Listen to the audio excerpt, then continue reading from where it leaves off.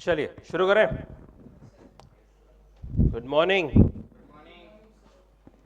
Online guys quickly एक बार confirm कर देंगे, आवाज़ स्क्रीन वीडियो सब ठीक है?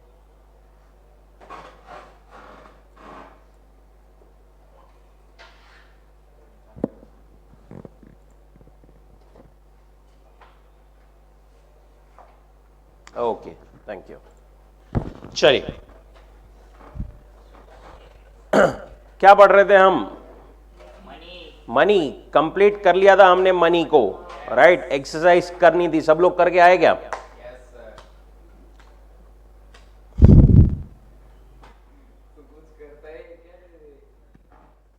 एक्चुअली चलिए एक्सरसाइज करेंगे अभी अपन।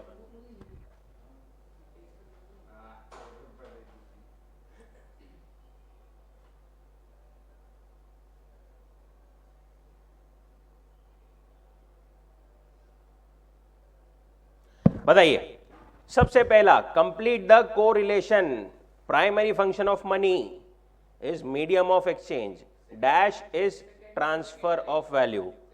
Secondary function of money, primary function क्या है? मीडियम ऑफ एक्सचेंज, और ये जो है ट्रांसफर ऑफ वैल्यू, ये कौन सा फंक्शन है? Secondary function. कितने टाइप के फंक्शंस थे? फंक्शंस कितने टाइप के थे? प्राइमरी, सेकेंडरी, टर्शरी थे क्या? याद करो वापस से, टर्शरी थे क्या?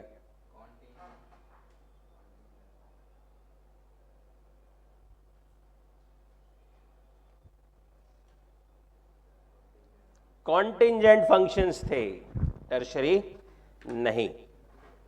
ठीक है, सेकेंड वाला dash basis of credit. Secondary functions of money is standard of deferred payments. Contingent function, जो स्टैंडर्ड ऑफ डेफर्ड पेमेंट है वो सेकेंडरी फंक्शन है। सो बेसिस ऑफ क्रेडिट क्या है? कॉन्टिंजेंट फंक्शन है, राइट? ये मतलब कैसे क्या करते हैं समझ में आ रहा है ना आपको? यहां पर ये हमने को एक वैल्यू दी है, उसके सामने उसका रिलेवेंट चीज एक और टर्म दी है। ओके, तो यहां पर अगर इसके लिए for example this is A, this is B, A के लिए बी है तो सी के लिए क्या होगा? डी, या डी के लिए क्या होगा? C, right? Correlation type. Third, commodity money shells है, तो क्रेडिट कार्ड कौन सी मनी है? कौन सी मनी? प्लास्टिक मनी है credit cards. Divisibility is smaller denomination, easy to carry from one place to another, ये कौन सा पॉइंट है? मनी। देखो वो क्या बोल रहे हैं, डिविजिबिलिटी जो है वो उसका फंक्शन, डिविजिबिलिटी और हाँ पोर्टेबिलिटी, पोर्टेबिलिटी, राइट।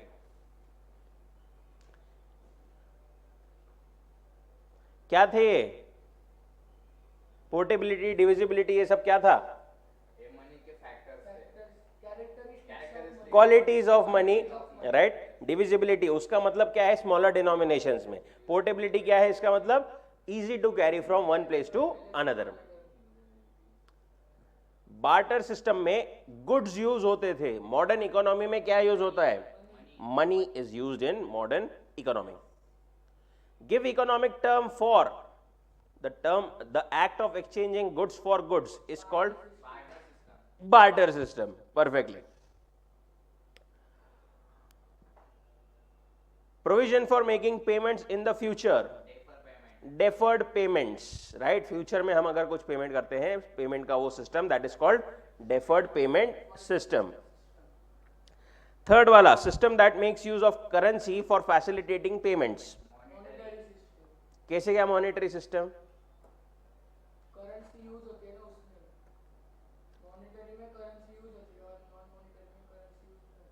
अब मॉनेटरी में वो एग्जैक्टली मॉनेटरी बोल रहे हैं ऐसा अपन ने कहां पढ़ा था?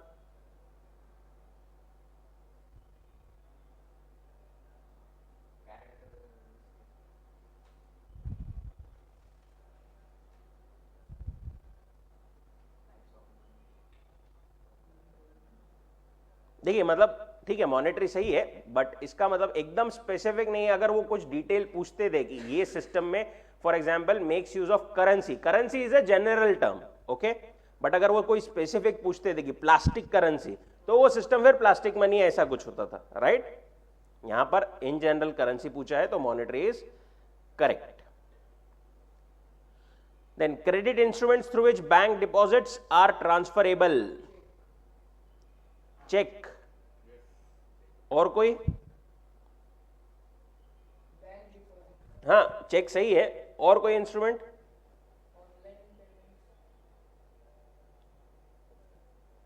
क्रेडिट इंस्ट्रूमेंट नहीं है वो।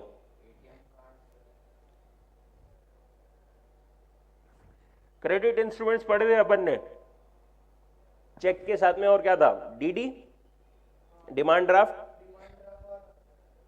डिमांड ड्राफ्ट, चेक, ये सारी चीजें आती है उसमें। Monetary value stored and transferred electronically by means of computer, hard drive और servers, electronic money. Money not accounted for in bank and not disclosed to the government, very simple, black money. Then question number 3, arrange in the order of evolution of money, बताइए क्या है?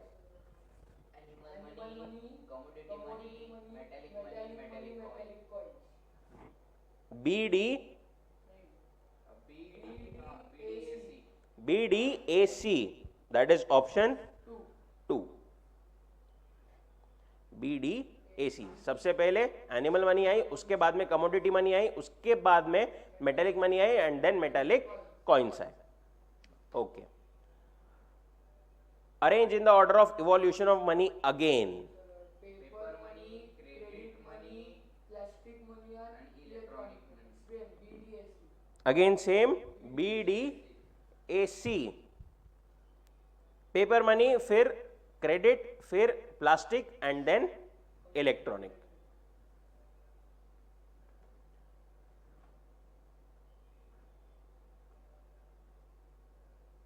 Identify and explain the concepts from the given illustrations. Vasant Sheth provides coal from his shop to farmers in exchange for food grains. बताओ ये कौन सा concept है economics का?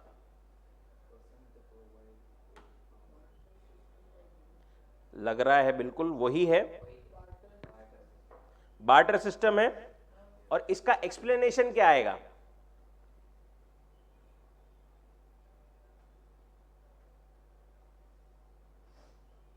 Barter system देखो, एक्सप्लेन करने का मतलब पहले तो अपन ने कॉन्सेप्ट आइडेंटिफाई कर लिया, अब वो कॉन्सेप्ट का मतलब क्या होता है वो पहले एक लाइन में बताना, okay. For example barter system means exchanging goods for goods, बरोबर, exchange take place in the place of good for goods, okay. And Vasant Seth in the current, then बोलना करंट सिनेरियो में क्या है। करंट सिनेरियो में Vasant Seth is providing goods which is coal for from his shop to farmers in exchange of the goods food grains, hence they are following the barter system of exchange.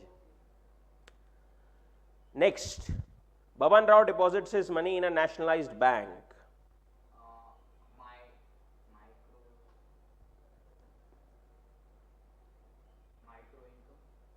Micro income,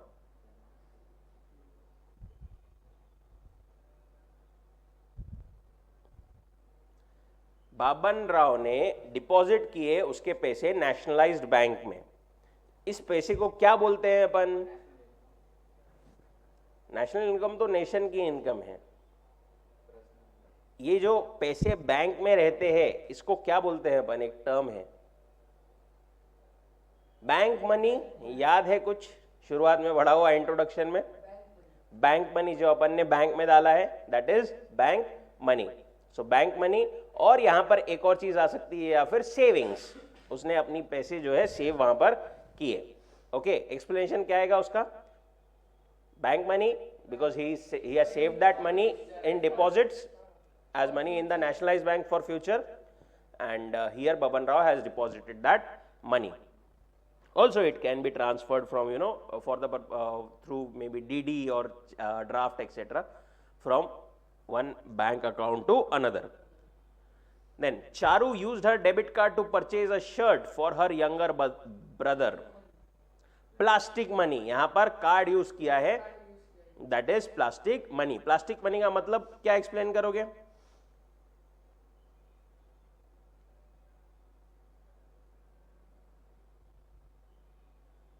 plastic money को मतलब एक line में अगर बोलना है तो कैसे बोलेंगे?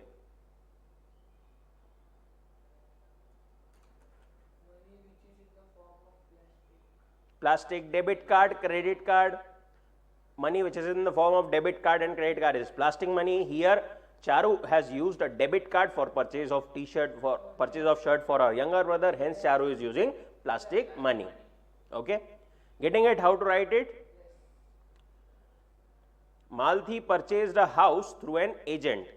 The agent accepted the commission amount in cash but did not issue a receipt to her. Black money. Explain कैसे करोगे?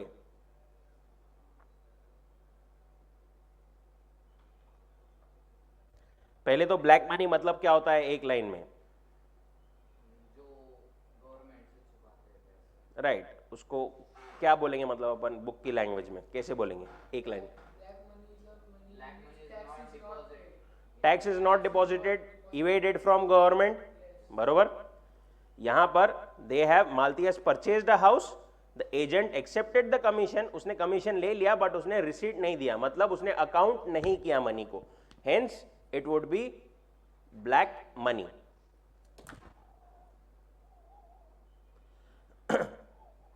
To prevent misuse or fraudulent use of the national currency, note ban is imposed on its use at certain times. ये बताओ क्या है अभी? Note ban, कुछ याद आ रहा क्या बैन से? अथर्व, याद आ रहा क्या कुछ?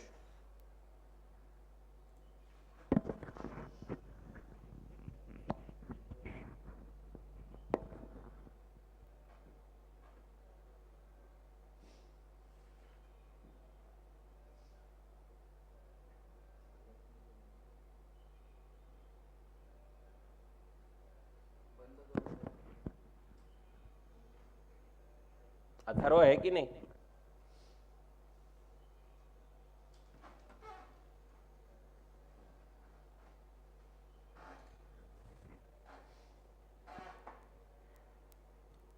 डीमोनेटाइजेशन कुछ तो याद आ रहा है पढ़ा हुआ? रिवीजन करो, रिवीजन बार बार लगेगी, छोटी छोटी चीजों की भी, एक बार में दो बार में कुछ चीजें याद नहीं रहती. ओके, क्या बोलेंगे इसको? Demonetization. To control black money it is done.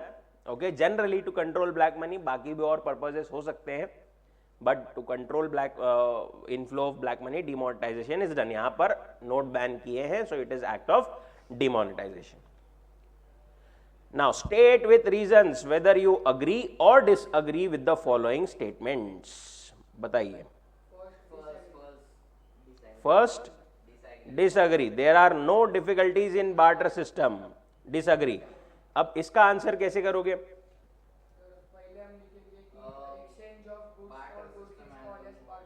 हाँ राइट, पहले बार्टर सिस्टम क्या है वो एक दो लाइन में एक्सप्लेन कर दिया.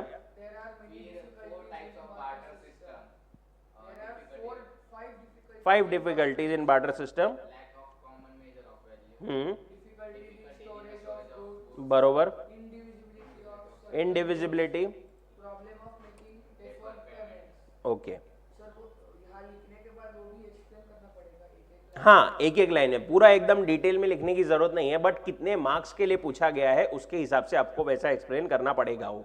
ओके, फॉर एग्जाम्पल 2 मार्क के लिए अगर है तो एक ट्रू और फॉल्स लिख दिया और उसमें एक उसका पहले आपने बार्टर लिख दिया ये, और उसके नीचे जो है 4 उसके जो है शॉर्ट में वो ये लिख दिए. बट अगर यही 5-6 मार्क्स के लिए तो फिर आपको सबको एक्सप्लेन भी करना पड़ेगा. Okay, there are many good qualities found in modern currency. Agree और डिसअग्री? एग्री. क्यों? क्योंकि अभी मॉडर्न करेंसी मतलब ऑनलाइन पेमेंट्स भी आ चुके हैं, तो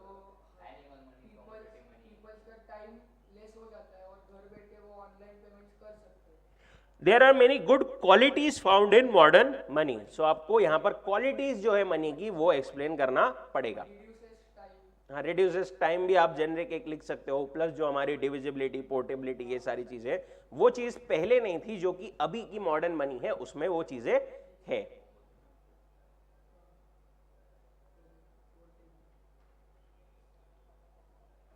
many task are accomplished by money. Agree. इसमें आंसर क्या लिखोगे?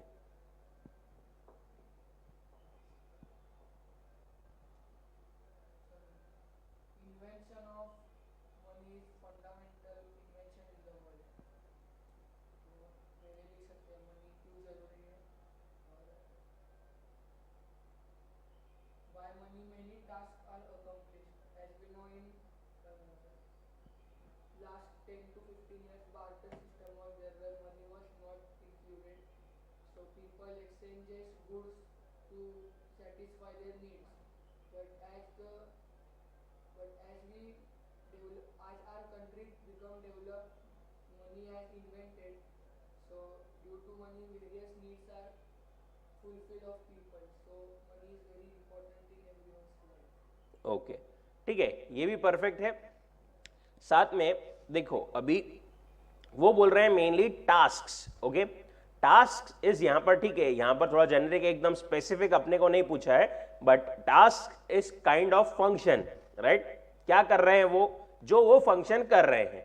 What task are accomplished? जो वो फंक्शन कर रहे हैं. ओके, सो आप जो है उसके फंक्शंस के बारे में भी शॉर्ट में बता सकते हो. 3 functions, primary, secondary and contingent, उसके बारे में 3 चारों को अब इतना डिटेल में एक्सप्लेन करने की, हर एक पॉइंट को एक्सप्लेन करने की जरूरत नहीं है, राइट? एक सेंटेंस या उसके जो फंक्शंस आपको याद है वो आप वैसे लिख सकते हो वहां पर. Last, money can be sent anywhere through electronic means. बरोबर, it can be sent through electronic means. मतलब इसमें कौन सा एक्सप्लेनेशन आएगा? देखो, एक जो इंपॉर्टेंट वर्ड है उसका वो पकड़ना, उससे याद करने का कि कौन सा कॉन्सेप्ट था, राइट? जैसे बार्टर सिस्टम पकड़ा अपन ने, डिफिकल्टीज इन बार्टर सिस्टम पहले इसमें, वैसे यहां पर मेन क्या दिख रहा है आपको? Money can be sent anywhere through electronic means. Electronic money का यहां पर मेन कॉन्सेप्ट आएगा, ठीक है? Money is a monetary value which can be transferred electrically from one person to another. Right. So that's why electronic money, using electronic money, money can be sent from any place, from anywhere to any place. चलो, last question. Answer the following question on the basis of following information. पहले सब एक बार पढ़ेंगे question.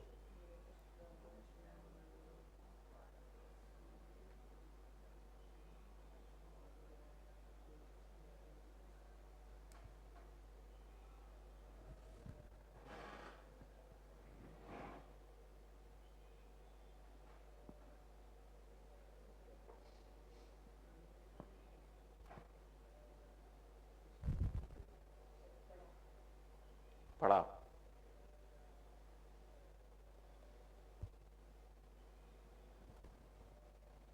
Okay, क्या बोल रहे हो? Ganesh travel to mall by बस.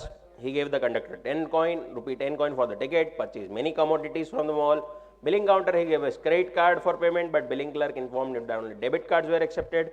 Since Ganesh had forgotten his debit card at home, he offered to make payment by cash. सबसे पहला क्वेश्चन क्या बोल रहे हो? Identify the types of money used in the information. Metallic coin, paper money, paper money and plastic money. ठीक है, यहां पर तो अपन ने ये जो बिलिंग काउंटर पे ही गेव इस क्रेडिट कार्ड, ये यहां पर प्लास्टिक मनी हो गया. नीचे फॉरगॉटन तो payment by cash, that is paper money. और यहां पर 10 rupee coin for the ticket. But यहां पर क्या बोला आपने? यहां पर मेटेलिक कॉइन.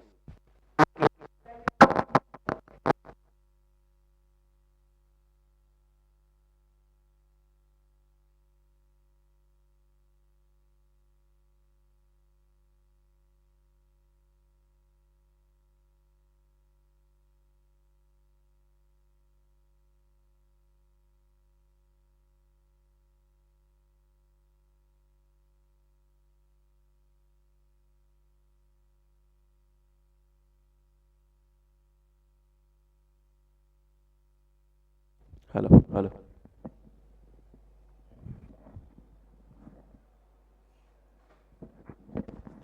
हाँ, मेटेलिक कॉइन्स बोल रहे हो आप। अब मेटेलिक कॉइन्स जो है सिर्फ एक ही टाइप का था क्या मेटेलिक कॉइन? फिर कितने टाइप के थे? कौन से?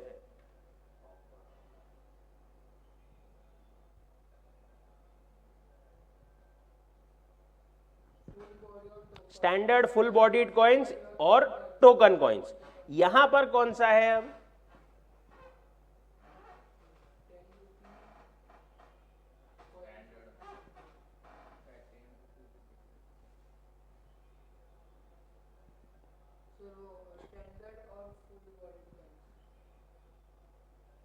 अपन ने क्या देखा था? स्टैंडर्ड कॉइन जो है वो क्या था?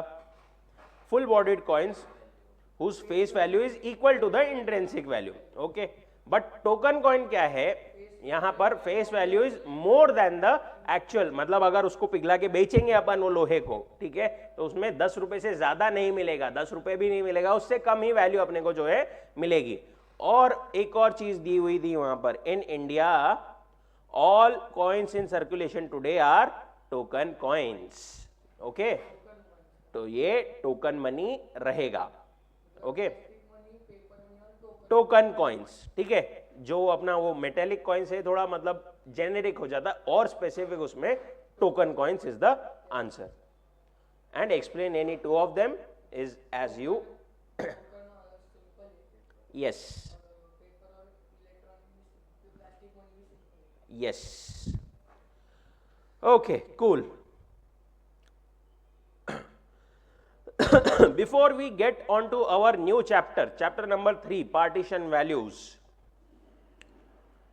एक बार, बहुत टाइम हो गया अपन ने कुछ लिखा नहीं, बुक पेन निकालिए, 2 क्वेश्चन आपको देता हूं मैं, उसका आंसर आपको लिखना है।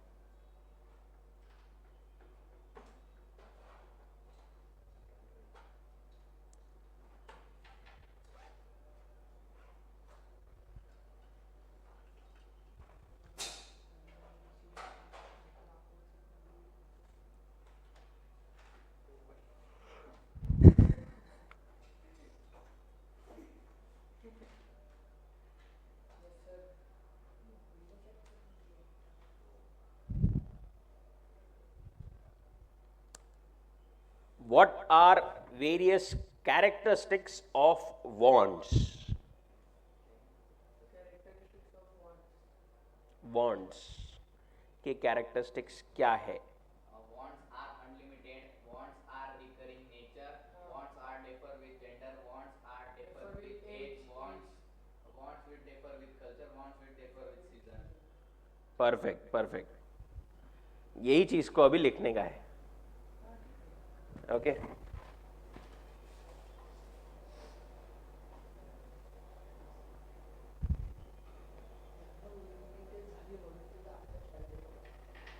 सगळ्यांचं झालं पाहिजे।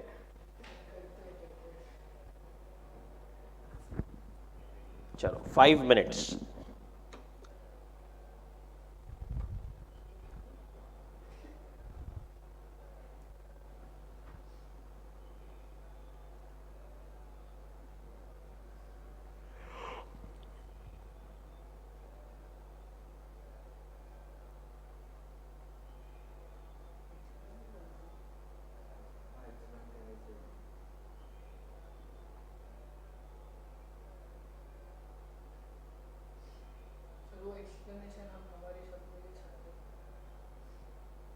ट्राई करना कीवर्ड्स आ जाए उसमें।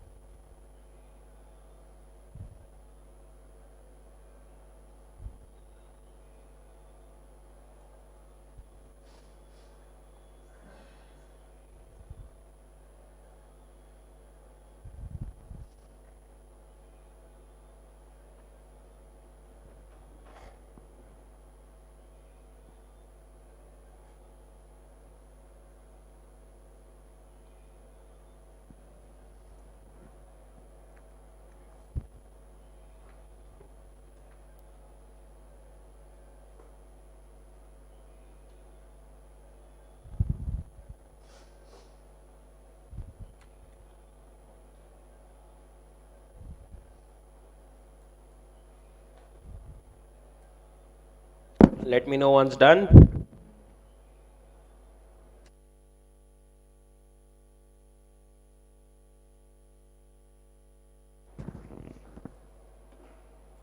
ऑनलाइन गाइस लिख रहे हैं ना? अथर्व,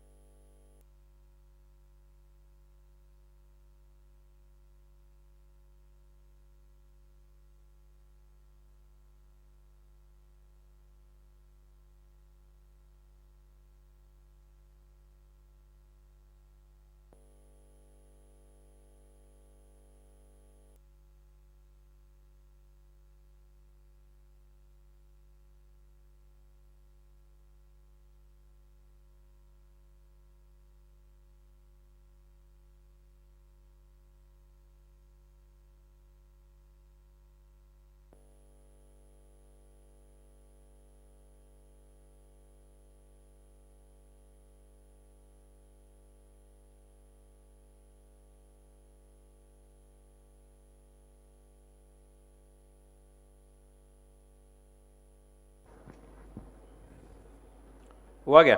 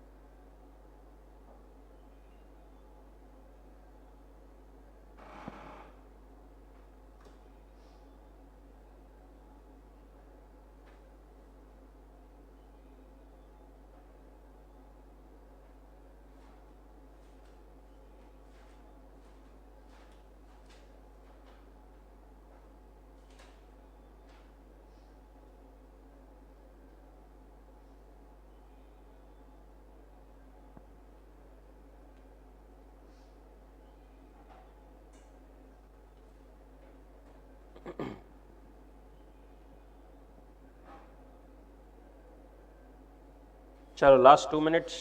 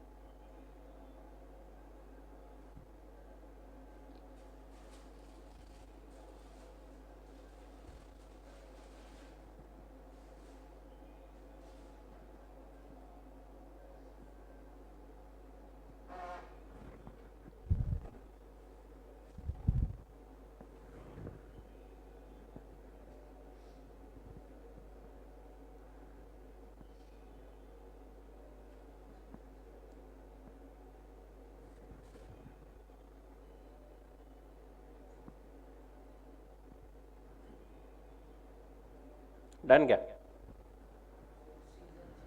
कितने पॉइंट्स लिखे? 4 हुए, 4 हुए। और लेंथ एक पॉइंट चारों में। ओके ठीक है। अभी देखो ये अपनी स्पीड कैसे बढ़ेगी, अपना आधा टाइम यहाँ पर सोचने में जाता, बरोबर। रिवीजन अपन ज़्यादा करेंगे तो उससे अपना जो रिकॉल करने का स्पीड है वो बढ़ेगा। Writing practice, again writing practice आप जितनी ज़्यादा करोगे उतना ज़्यादा आपका हाथ का फ्लो भी बढ़ता जाएगा, ठीक है। क्योंकि फाइनल एग्जाम जब होगी तब आपको शायद इतना ज़्यादा एक क्वेश्चन के लिए टाइम ना मिले, right. So obviously we need to increase the speed. Okay 11th में तो भी ठीक है, थोड़ी बहुत हो जाए, बट 12th में अगेन और ज़्यादा वास्ट सिलेबस रहेगा। ओके सो वहाँ पर और ज़्यादा आपको स्पीड बढ़ानी पड़ेगी, जिसकी प्रैक्टिस शुरू होती है यहीं से। ओके चलिए on to the next chapter, partition values.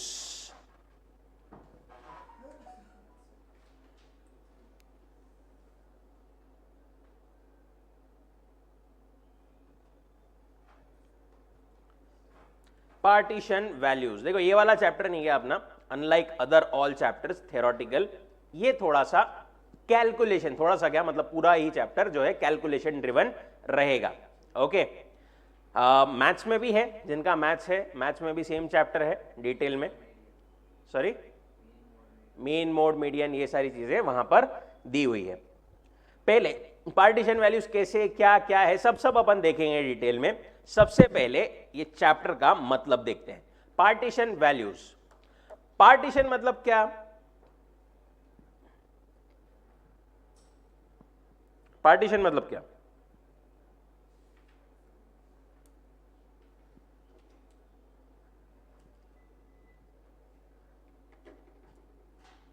Partition मतलब क्या? अपन ने फॉर एग्जांपल कोई अपने को ये कमरा, ओके कोई भी ऐसा कुछ कमरा दिया हुआ है, एक कमरे को दो साइड में कोई भी मतलब से फॉर एग्जांपल 2 साइड में अपने को डिवाइड करना है तो बीच में एक पार्टीशन डाल दिया, बरोबर।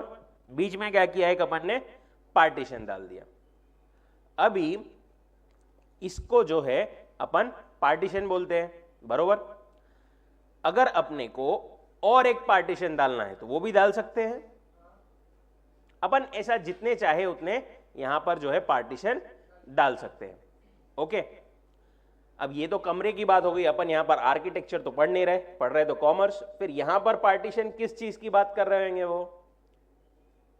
वो बात कर रहे हैं अबाउट डेटा, ठीक है। कुछ तो भी डेटा के बारे में वो बात कर रहे हैं जिसका हमें पार्टीशन करना है। ओके अभी पार्टीशन का मतलब समझ गया। वैल्यूज का मतलब क्या? कोई भी एक स्पेसिफिक गिवन वैल्यू 2, 4, 10, 100 जो भी है, okay.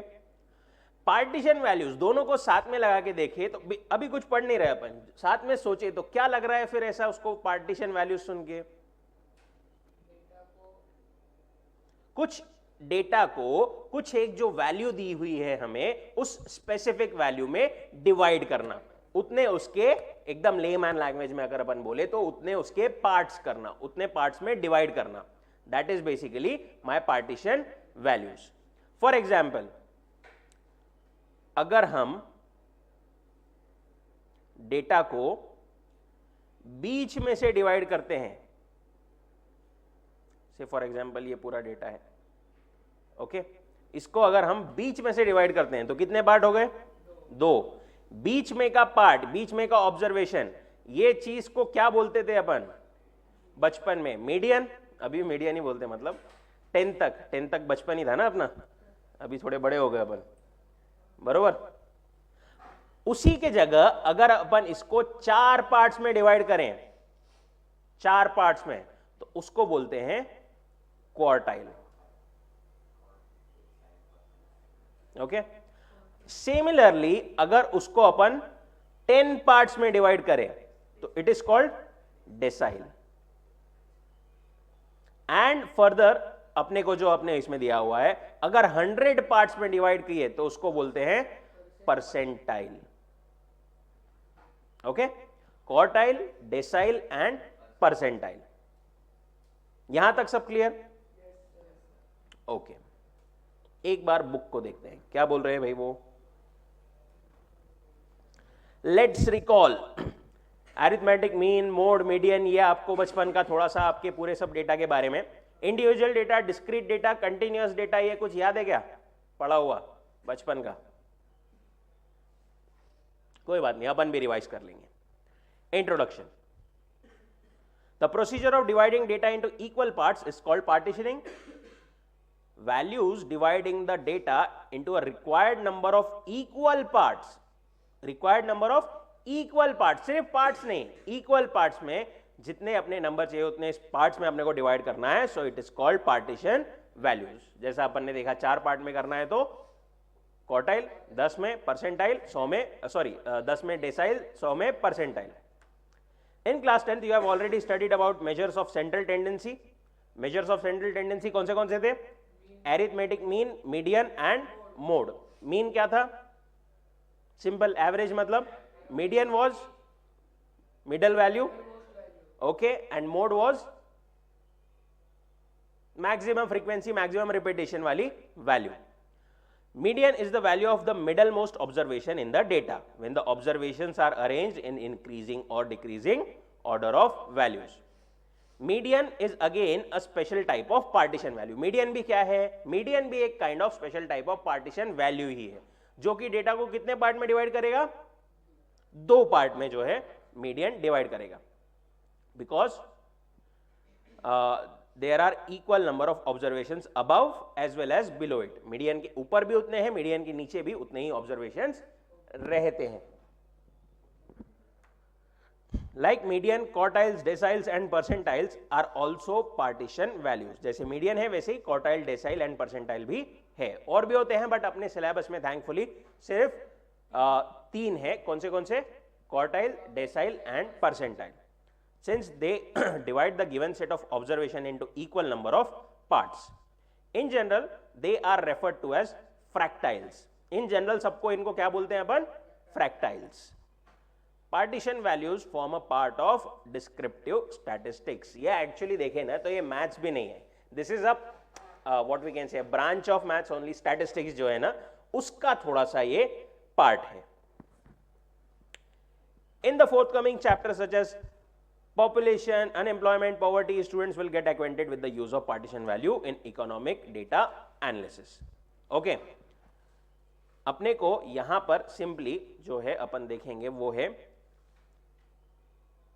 Quartile, decyl and percentile. And ये जो है हर एक अपन 3 टाइप्स के डेटा के लिए देखेंगे। कौन सा था 3 टाइप के data? Discrete, mean type of data थोड़ी है, डिस्क्रीट और इंडिविजुअल एंड कंटिन्यूअस।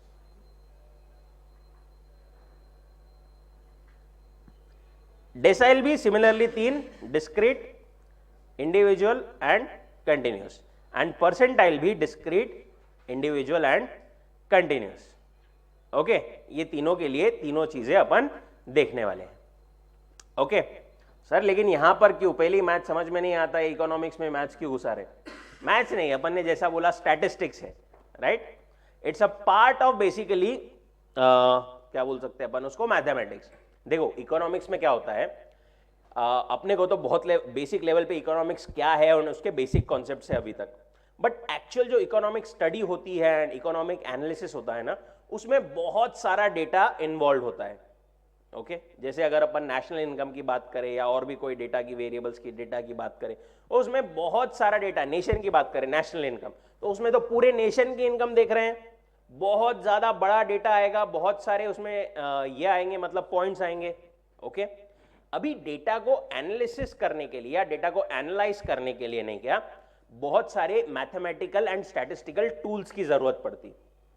ये पार्टीशन वैल्यू तो बहुत बेसिक है, ये सिर्फ इंट्रोडक्शन है, इससे बहुत सारे एडवांस्ड और डिटेल वाले टूल्स एंड ये चीजें हैं जो कि इकोनॉमिक्स में यूज होती है। ओके तो यहां पर डेसाइल, क्वार्टाइल, परसेंटाइल ये बेसिकली क्यों होता है, कैसे होता है, इसका थोड़ा सा रेफरेंस अपने को जैसा उन्होंने बोले आगे के चैप्टर्स में आएगा. Okay, that is basic purpose of this partition values. Okay, चलिए यहां तक कोई दिक्कत, कोई doubt? Cool. Do you know वाला सेक्शन सब लोग पढ़ करके आएंगे. एक बस क्विकली अपन ये कवर कर लेते हैं. Need for partition values. Data consist of extreme values on the lower side and also on the higher side in magnitude. Such values are known as outliers. The average used for such data often misinterprets its representative value. To overcome this misrepresentation, generally partition values like median, quartile, decile and percentile are used. For example, data है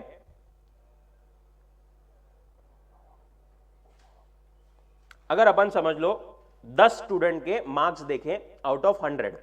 okay, सो marks है 59, 72. यहां पर student 1, 2, 3, 4, 5, 6, 7, 8, 9 and 10. Okay, 72, 82, 61, 50, then 65, 77 and एक first वाला जो है ना उसको से फॉर एग्जांपल मार्क है 2. 9 और 10 वाले जो है उनको मार्क्स है 98 एंड 99. अब अगर अपन ने सिर्फ इसको देखा, ठीक है, तो ये इन जनरल पूरे क्लास का रिप्रेजेंटेटिव रहेगा क्या मार्क? ओवरऑल पूरे क्लास को जो है कौन से रेंज में है? 60 to 70, 75 इस रेंज में है. ओके, अगर अपन सिर्फ ये डेटा को देखें तो इससे तो गलत अपने को रिप्रेजेंटेशन मिलेगा. अगर सिर्फ वो फर्स्ट इस ऑब्जर्वेशन को देखा तो अपने को क्या लगेगा कि अरे 2 मार्क्स ही है क्या पूरे क्लास में? ऐसा नहीं है. अगर सिर्फ इन दोनों ऑब्जर्वेशन को देखें तो अपने को क्या लगेगा कि अरे बहुत ज्यादा मार्क्स है क्या सबको, जो कि सेम वो भी केस नहीं है. एवरेज जो है कुछ तो भी रिप्रेजेंटेशन जो है वो इसके बीच में है.